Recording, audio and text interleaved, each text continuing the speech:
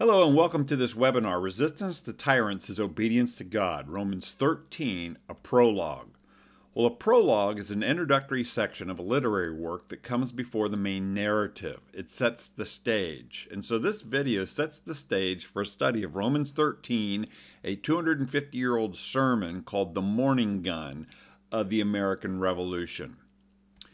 It might seem impossible to believe, to hear, to consider, but a proper teaching of Romans 13 from the New Testament should be considered the birth verse of the United States of America.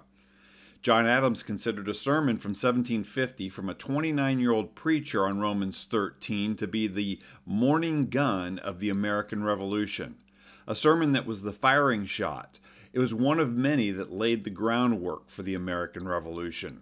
But this sermon in particular was a cannon blast. For centuries, this verse had been incorrectly taught to justify the divine right of kings, that no matter how wicked, despotic, twisted an individual was, that no matter how they twisted God's purpose of government, which is to restrain evil and to encourage the good, but twisted it is to promote evil and persecute the good, that no matter how twisted these evil rulers operated within government, it was wrongly taught that by the very fact a leader held a civil office, that they, the wicked, were God's agent and to be obeyed. For centuries, this corrupt teaching of this verse allowed corrupt individuals to justify any kind of wickedness they would do in office.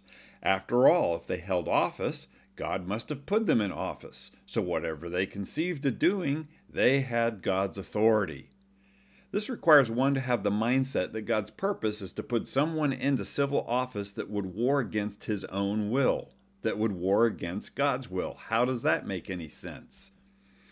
However, this verse properly taught has an opposite message, and it is this: God's purpose for government is to restrain evil and to encourage the good. And notice it doesn't say do good works, but to restrain evil and to encourage the good. That any individual that no matter how they get into office inverts this purpose or wars against God's purpose or the people is in God's eyes wicked. And the Psalms are full of what God eventually does with wicked rulers. This means that God is the one who created the institution of civil government. God created the purpose of civil government. Individuals in civil office are God's servants and are to use civil government according to God's design. Individuals who get in civil office and behave the opposite are not God's servants, and they should be prayed against, resisted, voted against, and or thrown out of office when it's practical. Pastors for almost 300 years taught this passage properly. For the last 100 years, it has been taught with a very muddled view. Today, we nearly find ourselves back in the spot where 90% of pastors never teach on this passage, and when they do, they teach it as the divine right of kings. No matter how wicked the ruler and how the ruler twists the purpose of civil government to be opposite God's design, they are to be obeyed.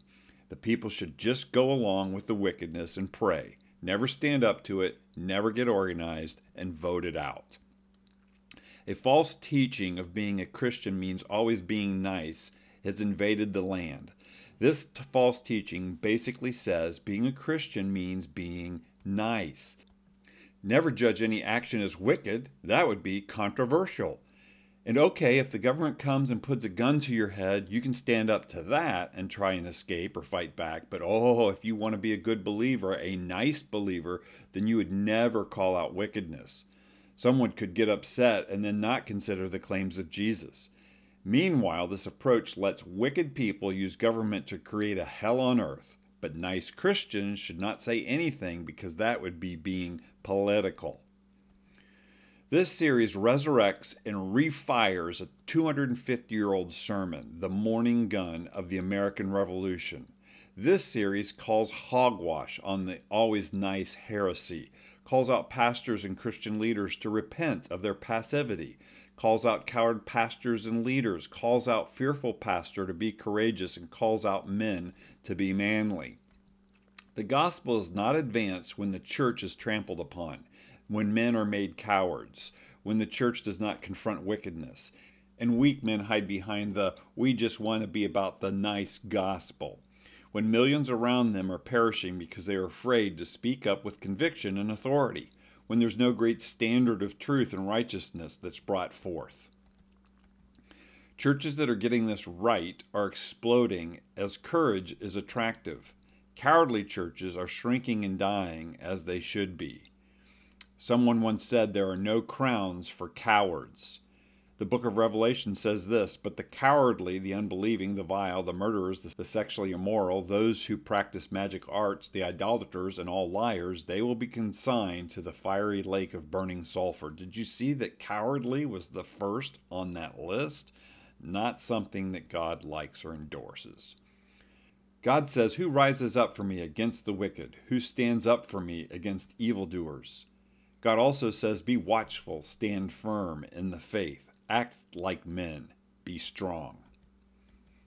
It's been said, strong men lead to good times lead to soft men lead to hard times lead to strong men. We're calling on all pastors and men to get with the program. Strong women can also lead the way and show how it's done. Enjoy this series. My name's Craig Seibert. Thanks for listening.